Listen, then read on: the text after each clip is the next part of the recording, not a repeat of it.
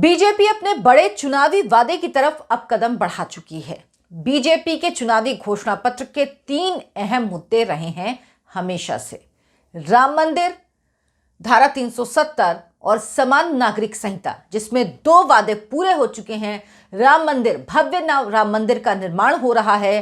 Court का फैसला आने के बाद धारा 370 कश्मीर से हट चुकी है और अब बारी है यूसीसी की, यानी समान नागरिक संहिता, और इसका रास्ता भी अब साफ होता नजर आ रहा है। राज्यसभा में इसके लिए बिल लाया गया है। कौन ये बिल लाया और किस तरह से ये बिल कानून बन सकता है, इसके साफ संकेत मिल रहे हैं, भले ही ये प्राइवेट मेंबर बिल क्यों ना हो। ये सब कुछ आपको आज के इस वीडियो में बताऊंगी। नमस्कार, बहुत बहुत स्वागत है आपका। आपके साथ मैं हूं अर्चना सिंह।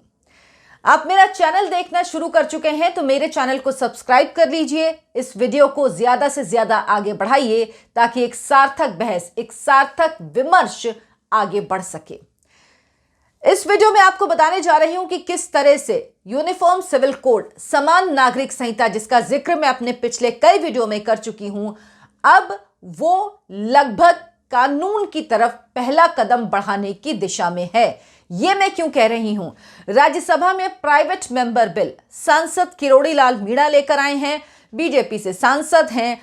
सबसे पहले आपको बता दूं कि 2 तरह के बिल आते हैं सदन में, एक प्राइवेट मेंबर बिल और एक सरकारी बिल। सरकारी बिल जो ज्यादातर बिल होते हैं जो आते हैं, जो सरकार की तरफ से जो मंत्री होते हैं वो अपने मंत्रालय से जुड़े हुए बिल लेकर आते हैं, उन्हें सरकारी बिल कहते हैं। और दूसरा जो सांसद होते हैं, क्योंकि हर सांसद मंत्री नहीं होता, मंत्री कुछ ही होते हैं, बाकी सांसद होते हैं, तो जब ये सांसद बिल लेकर आते हैं तो इसे प्राइवेट मेंबर बिल कहते हैं।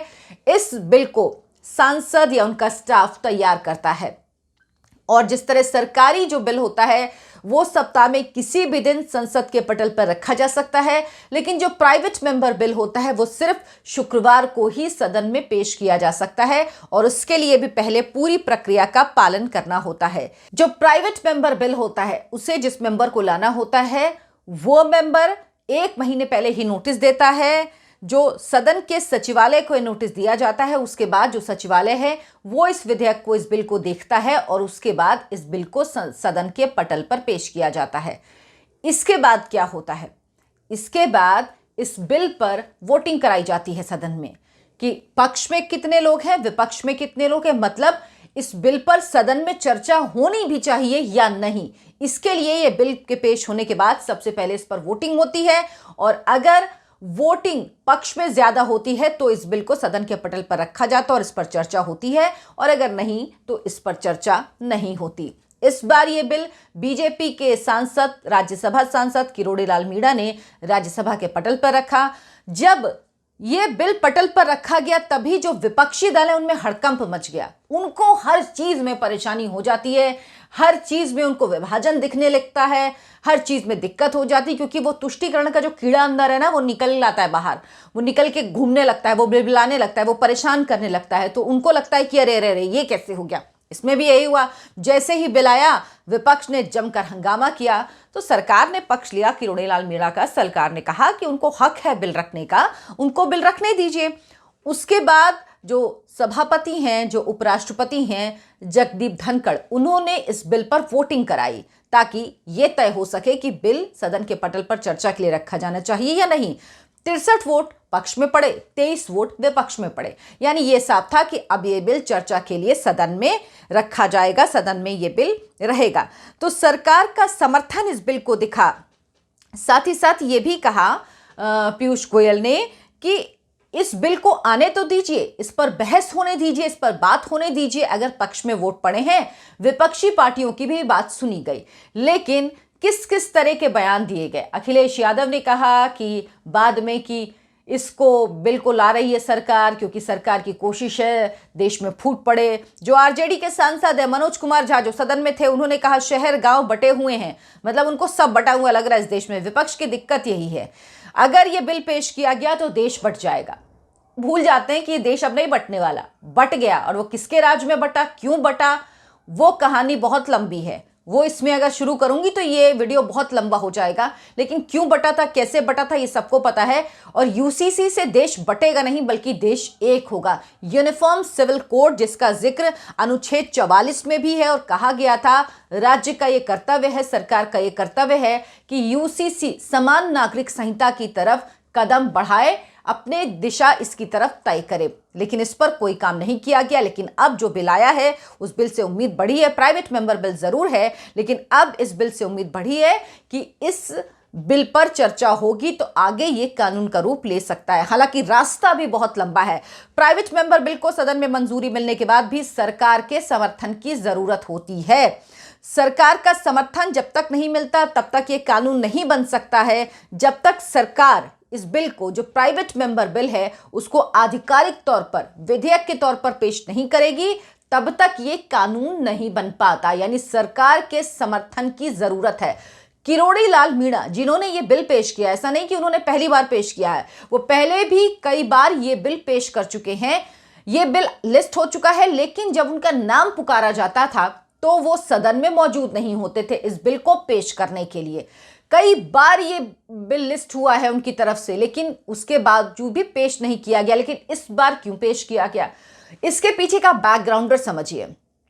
जो राज्य है बीजेपी शासित, उत्तराखंड पहले ही ऐलान कर चुका है। गुजरात चुनावों से पहले गुजरात सरकार ने भी कमेटी बना दी थी। इसको लेकर बीजेपी शासित प्रदेश बहुत एक्टिव दिख रहे हैं। मध्य प्रदेश सरकार ने भी बिल बनाने की बात, इस पर कानून बनाने की बात कही है। शिवराज सिंह चौहान ने, खुद गृह मंत्री अमित शाह कह चुके हैं, अब से कुछ दिन पहले ही उन्होंने कहा था कि सरकार इस दिशा में काम करेगी और जितने भी इससे जुड़े हुए स्टेक होल्डर्स हैं उन सबसे व्यापक चर्चा की जाएगी और चर्चा के बाद इस विधेयक को बिल में बदला जाएगा। यानी यूसीसी लाने की तरफ सरकार कदम बढ़ा रही है। ये सारे संकेत मिल रहे हैं साफ। हालांकि कुछ दिन पहले सुप्रीम कोर्ट में एक पीआईएल दाखिल की गई थी। अश्विनी उपाध्याय की पीआईएल थी, वो बीजेपी के नेता हैं, जिसमें सुप्रीम कोर्ट ने सरकार से पूछा था कि क्या सरकार ये बिल ला रही है, तो सरकार ने बड़ा तल्ख जवाब दिया था। सरकार ने कहा था कोई संसद को निर्देशित नहीं कर सकता कानून बनाने के लिए। कब कौन सा कानून बनना है या नहीं बनना है, ये सदन तय करेगा, ये सरकार तय करेगी, ये कार्यपालिका तय करेगी। सदन में इस पर चर्चा होगी, इसके लिए कोई निर्देशित नहीं कर सकता। लेकिन अब जिस तरह से प्राइवेट मेंबर बिल आया है, ये साफ है कि यूसीसी कानून का रूप जरूर लेगा। रास्ता लंबा जरूर है, लेकिन ये रास्ता शुरू हुआ है तो तय होगा। सबका कहना है कि इसकी जरूरत क्या है। इसकी जरूरत इसलिए है कि जेंडर इक्वालिटी के लिए, महिलाओं को बराबरी का अधिकार मिले, इसके लिए यूसीसी आना बेहद जरूरी है। देश में दो कानून होते हैं, एक होता है क्रिमिनल लॉ और एक होता है सिविल लॉ। तो क्रिमिनल लॉ पूरे देश में सभी नागरिकों के लिए, हर धर्म के नागरिकों के लिए समान रूप से लागू है। लेकिन जो सिविल लॉ है, यानी शादी ब्याह, तलाक, शादी ब्याह होता है, तलाक होता है, गोद लेना, उत्तराधिकार, ये सिविल लॉ के अंतर्गत आते हैं। ये मामले अलग अलग तरह से तय होते हैं। इसमें पर्सनल लॉ लागू होता है, इसमें पर्सनल लॉ लागू होता है, यानी हर धर्म के हिसाब से, कुछ कुछ धर्मों के हिसाब से ये लागू होता है। उसकी वजह से दिक्कत आती है। सुप्रीम कोर्ट खुद कह चुका है कि सरकार को यूनिफॉर्म सिविल कोड लाना चाहिए, यूनिफॉर्म सिविल कोड बनाना चाहिए। हाई कोर्ट भी अपने फैसले में यह बात कह चुका है। यानी जब देश की सर्वोच्च अदालत यह बात कह चुकी है, सुप्रीम कोर्ट कह चुका है, अनुच्छेद 44, संविधान के अनुच्छेद 44 में इसका प्रावधान दिया गया है, इसका जिक्र किया गया है, तो क्यों लोगों को परेशानी है। ओवैसी कह रहे हैं कि ये देश को बांटने की कोशिश है। उन्हें सबसे ज्यादा लगता है कि ये मुसलमानों को दबाने की कोशिश है, उनके खिलाफ एक साजिश है। क्यों लगता है ये मेरी समझ में नहीं आता, क्योंकि अगर ये नियम आएंगे, ये कानून आएंगे, तो उसके बाद सबका निपटारा एक तरह से होगा। जो महिलाओं को उत्तराधिकार के कानून नहीं मिलते, संपत्ति में अधिकार नहीं मिलते, वो अधिकार मिलने शुरू हो जाएंगे। अगर आपका तलाक होता है तो उस तलाक में जो बहुत कॉम्प्लेक्स हो जाता है, और सिर्फ ये बात मुस्लिमों की नहीं है, सिर्फ ये बात किसी और अल्पसंख्यक की नहीं है, ये बात बहुत कॉम्प्लेक्स है। क्योंकि कोर्ट भी कह चुका है कि अगर यूनिफॉर्म सिविल कोड होगा तो लोगों को अपने अधिकार पता होंगे, क्योंकि अभी बहुत कॉम्प्लेक्सिटी हो जाती है। अभी कुछ दिन पहले एक मामले का मैंने जिक्र किया था, जिसमें कोर्ट में गया था ये मामला, और जो पत्नी थी वो जनजाति से, आदिवासी जनजाति से आती थी, और पति किसी और से आते थे। उसके बाद उनका तलाक हुआ तो उनको बड़ी दिक्कत हुई, क्योंकि वो किस कानून के अंतर्गत उनकी शादी किस लॉ में हुई उस हिसाब से तय हो, या वो महिला किस जाति से आती है उससे तय हो, पुरुष किस जाति से आता है उससे तय हो। तो ये बड़ा कॉम्प्लेक्स मामला हो गया था। तब भी एक बार कोर्ट ने कहा था कि सरकार को यूसीसी लाना चाहिए ताकि लोगों को पता हो। और कई बार ऐसा हो रहा है कि कानून की जानकारी या इतना कॉम्प्लेक्स होने की वजह से कि पर्सनल लॉ लागू होगा या जो कानून है, जो देश का कानून है वो लागू होगा, इस वजह से बहुत उलझ जाता है मामला और केसेस की संख्या भी बढ़ जाती है। इसकी वजह से जो मामलों की जो बढ़ोतरी हो रही है, जो एक के बाद एक पेंडिंग केस हो रहे हैं, उसकी बहुत बड़ी वजह यह है क्योंकि लोगों को क्लैरिटी नहीं है। एक बार क्लियर कानून होगा तो लोगों को पता होगा कि क्या करना है क्या नहीं करना है। आपको कुछ और थोड़ा सा बता देती हूँ प्राइवेट मेंबर बिल के बारे में। 70 साल से अधिक हो चुके हैं संसदीय प्रणाली को लागू हुए और इसमें अभी तक सिर्फ 14 ही प्राइवेट मेंबर बिल ऐसे थे जो कानून बन पाए हैं। पहला 1954 में बना था, और 1954 में कौन सा बना था? मुस्लिम वक्फ अधिनियम 1952 मुस्लिम वक्फ अधिनियम 1952 ये 1954 में बना था। 1956 में छह विधेयक जो हैं, सिर्फ 1956 में ही 6 विधेयक जो हैं वो कानून का रूप प्राइवेट मेंबर बिल्स ने लिया था। और सबसे ज्यादा प्राइवेट मेंबर बिल जो लाए गए वो 2014 से 2019 यानी इन 5 सालों के बीच लाए गए। वो कितने थे? 999 थे। और आखिरी प्राइवेट मेंबर बिल जो कानून बना था, हालांकि वो 1970 में था, वो था सुप्रीम कोर्ट आपराधिक अधिनियम क्षेत्राधिकार का विस्तार विधेयक 1968। ये आखिरी था प्राइवेट मेंबर बिल जो 1970 में कानून का रूप जिसको मिला था। इसके अलावा 2014 से 2019 के बीच 999 आए, लेकिन कोई भी कानून का रूप अख्तियार नहीं कर पाया, क्योंकि जैसा मैंने आपको बताया सरकार के समर्थन की जरूरत होती है। सरकार जब तक इसको फॉर्मली विधेयक के रूप में पेश नहीं करेगी ये कानून नहीं बन पाता। शुरुआत हुई है यूसीसी की, एक अच्छा कदम आगे बढ़ा है और सरकार का समर्थन है, ये पूरे तौर पर जान लीजिए। क्योंकि इसके पहले जब भी किरोड़ी लाल मीणा ने इसको पेश करने की कोशिश की तो मनोज झा जो सांसद है आरजेडी के, उन्होंने खुद कहा कि सरकार ने मना लिया था उनको। लेकिन इस बार ऐसा क्या हुआ? तो इस बार संकेत साफ दिख रहे हैं, क्लियर दिख रहा है। और मैंने पहले ही वीडियो में कहा था आपको कि बस समझ लीजिए कि यूसीसी आने वाला है, तो उस बात पे भी मुहर लगती है कि यूसीसी अब आने वाला है।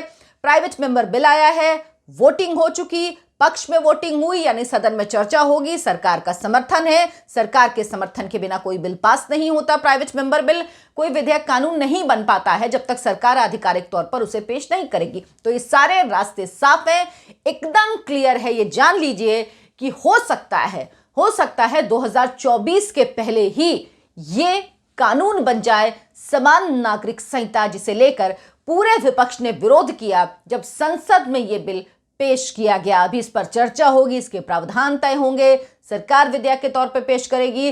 रास्ता लंबा है, लेकिन जब आप चलना शुरू कर देते हैं, कदम बढ़ाना शुरू कर देते हैं, तो रास्ता तय हो ही जाता है। और ये रास्ता भी तय होगा, समानता होगी सभी धर्मों के लिए, कोर्ट को राहत होगी, कानून जिनको जानकारी नहीं, जो समझ नहीं पाते, वो जो कॉम्प्लेक्सिटी है वो खत्म होगी, उससे लोगों को निजात मिलेगी। और सबसे बड़ी बात, महिलाओं के लिए, हर धर्म की महिलाओं के लिए ये कानून सबसे जरूरी है। ये कानून धर्म, जाति, लिंग सबसे ऊपर उठ के सभी नागरिकों को समानता का अधिकार देता है, तभी से समान नागरिक संहिता, यूनिफॉर्म सिविल कोड कहते हैं। तो जल्द ही ये यूनिफॉर्म सिविल कोड देश में कानून का रूप धारण कर लेगा और लागू हो जाएगा। अगर आपको मेरा वीडियो पसंद आया हो तो मेरे इस वीडियो को लाइक करें, शेयर करें और मेरे चैनल को जरूर से जरूर सब्सक्राइब करें, ज्यादा से ज्यादा लोगों तक पहुंचाएं। नमस्कार।